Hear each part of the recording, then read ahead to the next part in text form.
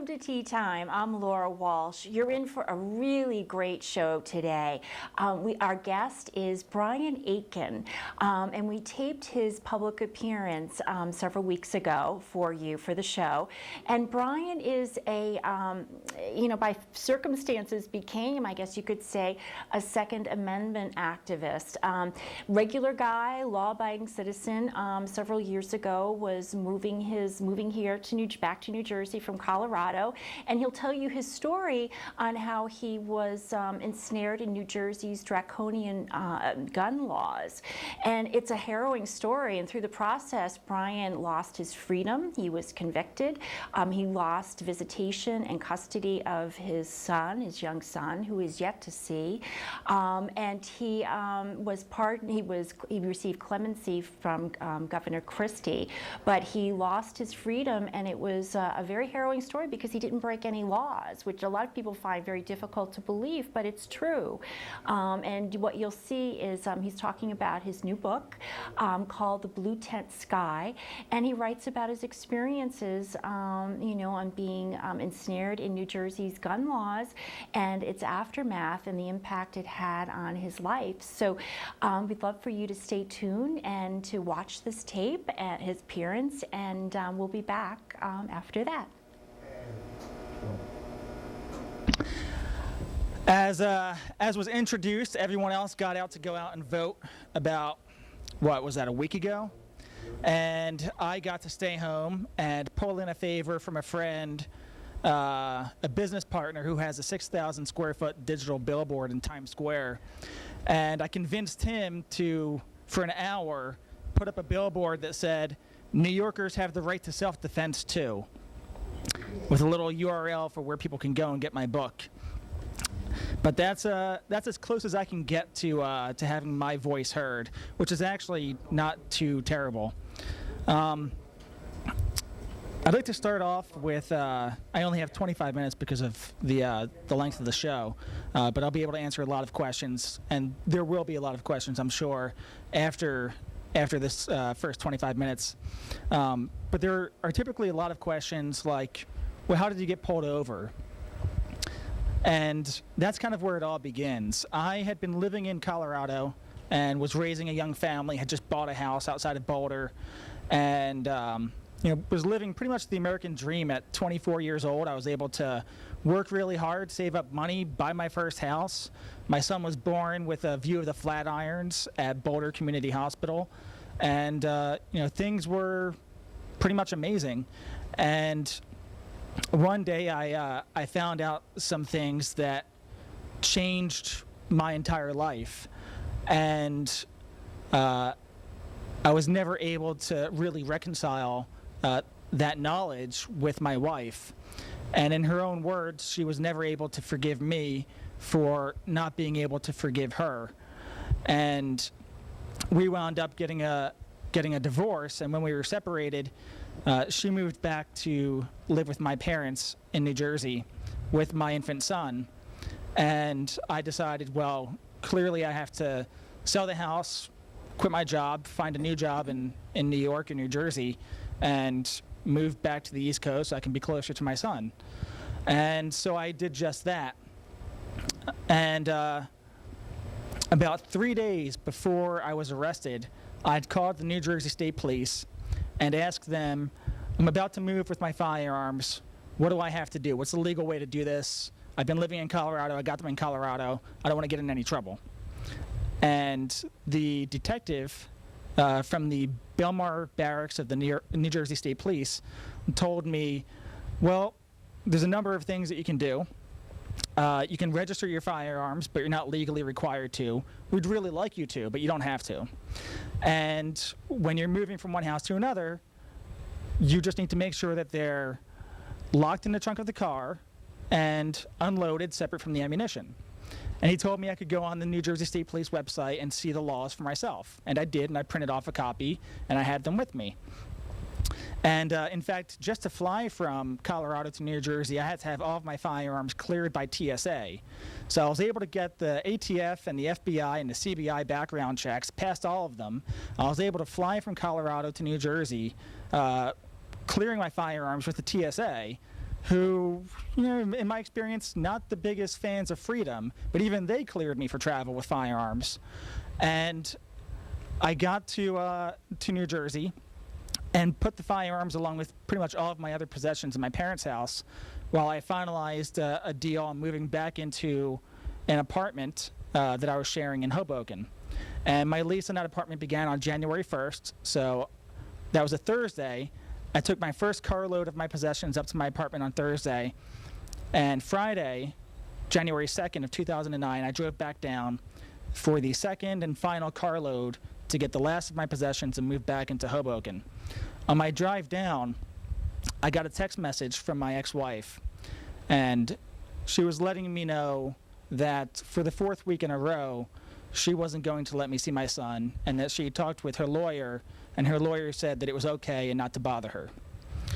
And I said, it's not okay. It's been 4 weeks. I moved 3,500 miles to be closer to him. I don't understand what I'm doing here if I can't see him.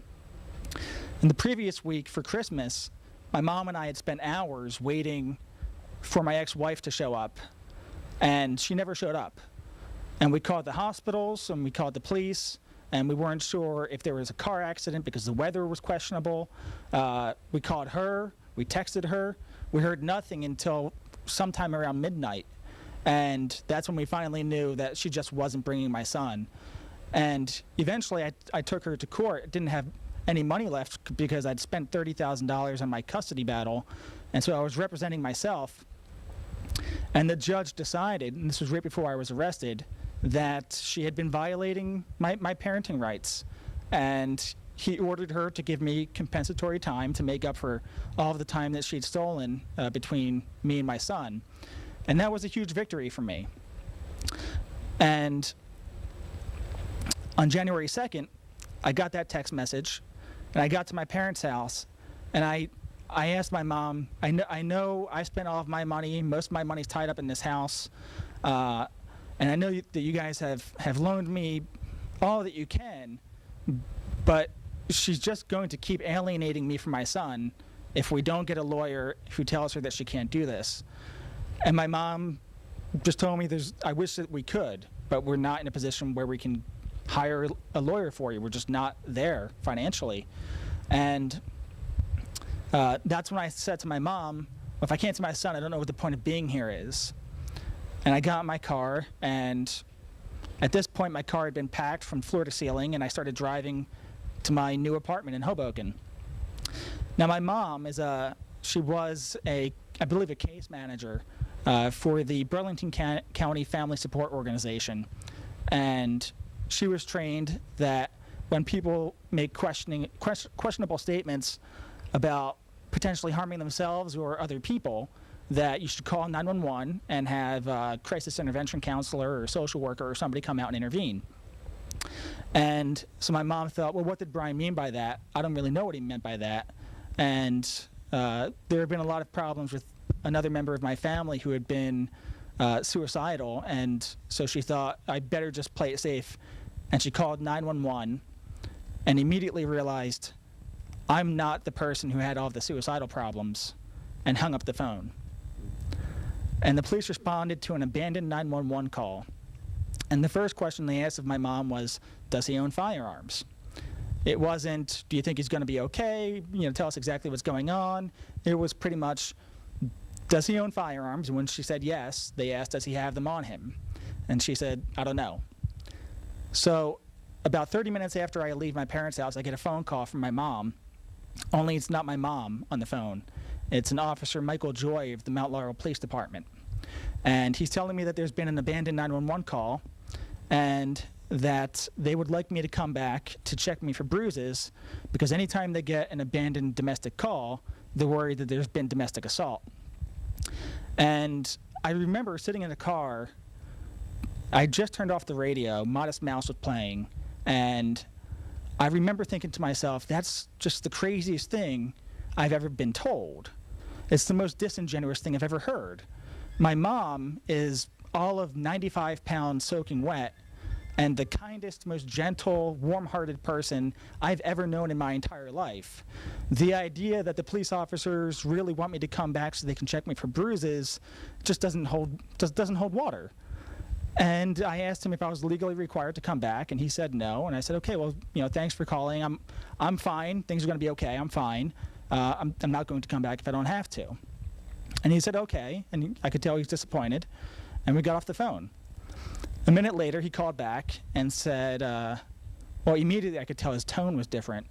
But he said a general alert had been issued statewide, and that all of the police officers in the state of New Jersey would be on the lookout for me and the make and model of my car with my Colorado license plates, and that if I didn't come back, then they were going to bring me back. And there was either an easy way or a hard way to do this. And that pretty much set the tone for the next year and a half. An easy way or the hard way, we don't really care what the laws are kind of mentality. And so I decided, rather than risk an O.J. Simpson-style manhunt, I would go back to my parents' house. And I was really reluctant, but I didn't want to be the subject of a manhunt, so I turned around. And later I would learn this was a violation of my Fourth Amendment rights to be free of illegal and unwarranted search and seizures. But they brought me back, and they held me there for 3 hours and questioned me without any probable cause. They claimed it was for my well-being, but there was never a crisis intervention counselor. There wasn't an ambulance. There wasn't a social worker. There wasn't even a phone call to anybody. The very first question when I got back from Michael Joy was, "Where are your guns?" And we spent the next 3 hours talking about firearms. I tried to educate them about what New Jersey's firearms laws were, because I had just talked to the New Jersey State Police and I knew, but these weren't state police officers. These were local police officers who had no idea what the laws were. And ever since this has happened to me, people have told me that I violated the law and that ignorance of the law is no excuse. And I have to show them the laws and explain to them, no, I didn't violate the laws. The police officers who arrested me were ignorant of the laws. Apparently, it's an excuse when you're a police officer, but not when you're a law-abiding citizen. Ultimately, after not even having my Miranda rights read until 3 hours later when they brought me back to the police department, I was arrested and booked on illegal possession of unregistered firearms, a law that doesn't even exist in New Jersey. There's no law that you have to register your firearms. And after I explained that to the police officers, they amended that to illegal possession of firearms, illegal possession of high-capacity magazines, which are standard capacity magazines that come in the box from Smith & Wesson, and illegal possession of hollow point ammunition, which the Trentonian later called cop killer bullets in an article about me. I went through about 18 months of pretrial motions and hearings and eventually trial. And I never had any intention of taking a plea deal, and I was offered many of them, about a dozen of them. And after I was indicted, and I'd won custody of my son, and things looked like they were going my way, I got a notice in the mail, and it was called a emergent order to show cause. And I only had about 3 days to put together a response and show up in court because they wanted to take all of my custody away from my son. And I hadn't even gone to trial yet. A single witness hadn't testified. And I went before that judge and I explained to him, yes, I was arrested and I was charged with these crimes. They are nonviolent and victimless offenses. And I'm very confident that I'll be acquitted, and I have every intention of taking this to trial and being acquitted. And he said in so many words that he didn't care, and that I had firearms and they're illegal in New Jersey, and he expressed a lot of concern about me being a gun owner. And I said, well, if you're concerned about me having guns, you shouldn't be, because the Mount Laurel Police Department has all of my guns, so I don't even have them. And he said, well, I'm not convinced that if you wanted to have firearms, you wouldn't be able to get them. So he effectively took all of my custody away from my son. He placed limitations on me that are so onerous and burdensome that in the past 5 years, I've been unable to meet those criteria, which are weekday 9 to 5, in a courtroom. I have to reserve a room inside of the courtroom, and there has to be an armed police officer there to supervise me for 1 hour. And in the past 5 years, none of those criteria have been met. If a police officer is available, a courtroom isn't. If a courtroom is available and a police officer is available, it's on a weekend, not a weekday. It's just been impossible. And I think it was structured that way intentionally. I don't think that's an accident. I was definitely the conservative boy in the room, and they didn't like that, and that translated into the other courtroom as well, where in a pretrial motion, my judge, Judge Morley, who is no longer a judge and has been removed by Governor Christie, said to me that guns are illegal in the state of New Jersey. What I did was illegal, that he knew I was guilty and that I was going to go to jail, so that I should take a plea deal. And so they offered me 5 years with a 1-year mandatory minimum. And Judge Morley told me I was a young kid. It's only 1 year in prison. You're bounced right back. It's not that big of a deal. And I remember sitting there thinking, that's the most insane thing I've ever heard. And there's no way you would tell your son to take this deal. There's just no way you would. And I decided to fight it. And I knew that I wasn't able to see my son, and I wasn't able to raise him and show him what it's like to be a man and to be a man of integrity and to have honor and morals and principle, so that I had to teach him from afar. And if that meant fighting this, and this was the only way that I could show him what it means to be a good person of high morals and good character, then that's what I had to do. So I turned down the plea deal, and the lawyer that I had filed a motion to be relieved of counsel. So what he effectively decided was that I was being too difficult by not taking a plea deal. So he no longer wanted to represent me. And I said to the judge, I'm very happy with my representation so far. I don't want to get rid of him. Things are fine. I need a lawyer. I don't have any money to hire another lawyer. I really want this to work out. I have no problems with him. But he won, and he was allowed to keep all of the money that I paid him to represent me up until trial. And I was left fighting a custody war without a lawyer, and now fighting the great state of New Jersey without any representation. Out of desperation, I found an organization called the Foundation for Economic Education.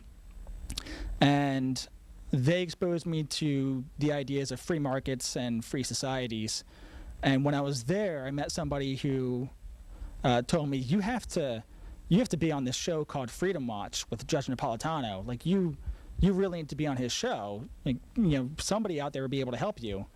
And I remember being incredibly reluctant because I had just started a company, and I didn't want prospective clients to know that I was subject to an indictment. I didn't want employees or anybody else to know about it. It's not the kind of thing that you want to go public about and brag about. And in the past 5 years, over 100 people have reached out to me to let me know they're going through the same thing that I went through, but they're afraid to go public too. In fact, the only person who has had the guts to actually really go public, in addition to myself, is Shanine Allen. And I think history shows if you have the guts to go public and really fight this, the state will back down because they know they're in the wrong. It takes a lot. It takes a lot, and you have to be willing to put everything on the line. But the state will back down if enough people put pressure on them. Eventually, the judge offered me to sign a plea cutoff form, and he said, "Listen, Fox News is trying to use you. Judge Napolitano is not the judge in your case. I'm the judge in your case, and as far as I'm concerned, you're guilty and you're going to go to jail." And by that point in time, I had got in touch with Evan Knappen, who's a lawyer in New Jersey, and he'd written at that time, I think, 3 or 4 books on New Jersey gun laws. I think he just came out with his 5th, and the NRA stepped in and took care of my legal expenses to make sure that I could have Evan, and that was huge at that point in time. Because I remember not having anything. I had to scrape together the retainer to give to Richard, who is one of Evan's attorneys. And at the next hearing, he came up to me and handed me a check. And I was like, "What's this?" And he told me, "The NRA is taking care of it. Don't worry about it anymore. Just worry about your son. And that was huge. But they handed me and Richard this plea cutoff form letting me know that this was the last deal we're going to give you, and it's never going to get this good again. After this, if you sign this piece of paper and you don't take the deal, we are pursuing a conviction to the fullest extent of the law. And I remember I wanted to sign it right then and there and say, I'm not interested in any deals. And the judge actually stepped in and said, whoa, you don't have to make a decision now. We're going to give you 2 weeks to think about it. All you have to do is call your lawyer. You don't even have to come back in. Just tell him that you're willing to take the deal, and all you have to do is come in and report for sentencing and just go to prison. It's like, well, that doesn't sound great. I'm just going to sign a piece of paper now. I have no interest in doing that. And so I signed the plea cutoff form then and there saying I'm not taking a deal. And after I signed that plea cutoff form, they came back and made at least 5 more offers. And that showed me that they were really interested in not taking this case to trial. And that's when I really knew I had a strong constitutional case. And so I took my case before a jury, and this was it must have been, the end of May and the beginning of June of 2010. And we spent the entire few days talking about the laws in New Jersey, especially these exemptions in New Jersey, because gun possession is illegal in the state of New Jersey unless you meet a number of these exemptions. So you have to have a concealed carry permit to carry it on your person or concealed in your car. You have to have a permit to purchase if you intend on purchasing a firearm.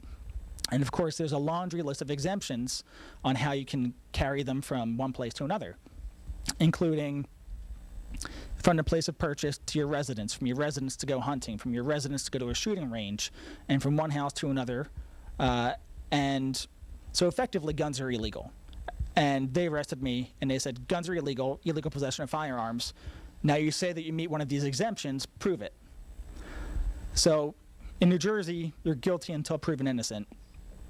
And we talked about the moving exemptions throughout the entire trial. In fact, even the police officer said that his reason for requesting such a high bail amount is that I had only lived in New Jersey for 3 days and I was moving.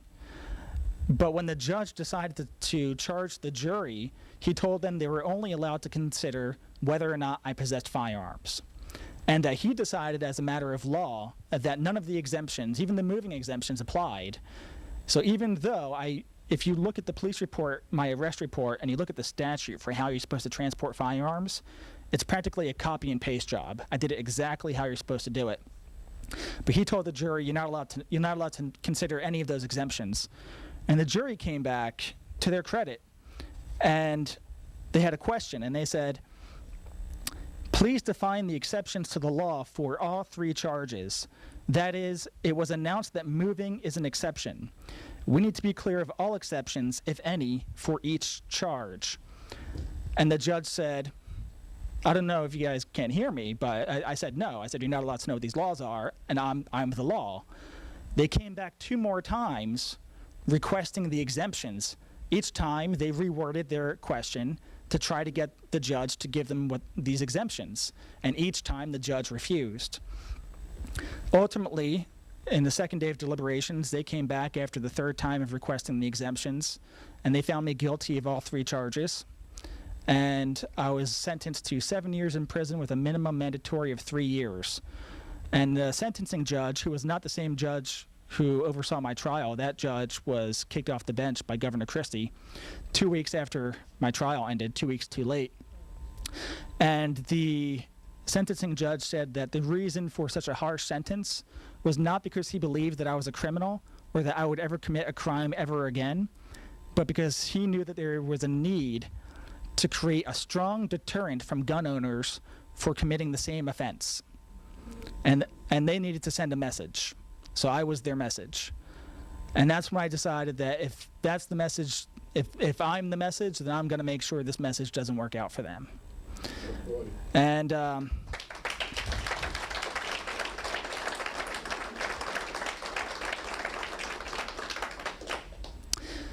ultimately, I spent 4 months in prison of a 7-year sentence.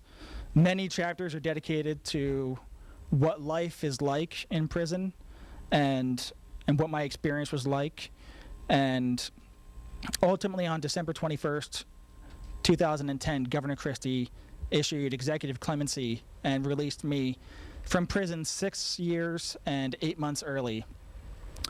And it's a shame I couldn't even vote for the guy if I wanted to, because honestly, after that, he would probably have it. I know there's a lot of people have a lot of questions about Governor Christie, and I don't have any questions about him. If it was Corzine, could you imagine where I'd be? I don't even think Whitman would do it, but Christie did it. And he vetoed that magazine bill too, when they wanted to reduce the magazines from 15 rounds to 10-round capacity. And everybody put pressure on him. But he stood strong. So the book really goes into a lot of the details about really what I've been through and what's happened. And nothing has really changed. I won in the appellate division, and 2 of the convictions were overturned, but they upheld 1 to make sure that they kept 1 felony on my record. And I petitioned the Supreme Court of the United States, and they refused to hear my case. So there's really nothing more than I can do. I'm a convicted felon. I can't vote. I can't rent an apartment. I can't pass a background check for anything. And this is what happens when you're a law-abiding citizen who owns guns in the state of New Jersey. We're back. What a harrowing story Brian had to tell. I was there during, his speaking engagement, and we were just, there was a room full of 80 people, and we were just aghast that someone could be arrested, convicted, sentenced, and spend time in New Jersey State Prison for not committing a crime. There was no crime. So the only crime was the infringement on Brian's Second Amendment rights. And I think it's just a cautionary tale. I did read his book. I stayed up till 2 o'clock in the morning to finish it last weekend, and it's an excellent read. He goes into much more depth and breadth about the emotional components and the loss of his son and all of that, and how it played in with the court case. So, we encourage you to watch the segment online. Our site is www.njtpartycoalition.org, and you can watch the segment. You can send it to your friends and family, and we'll have links also up on the website to Brian's webpage and his Facebook and Twitter accounts, so you can get in touch with him if you like. So again, thank you for joining us. This was our issue of Tea Time. I'm Laura Walsh, and we look forward to seeing you next time.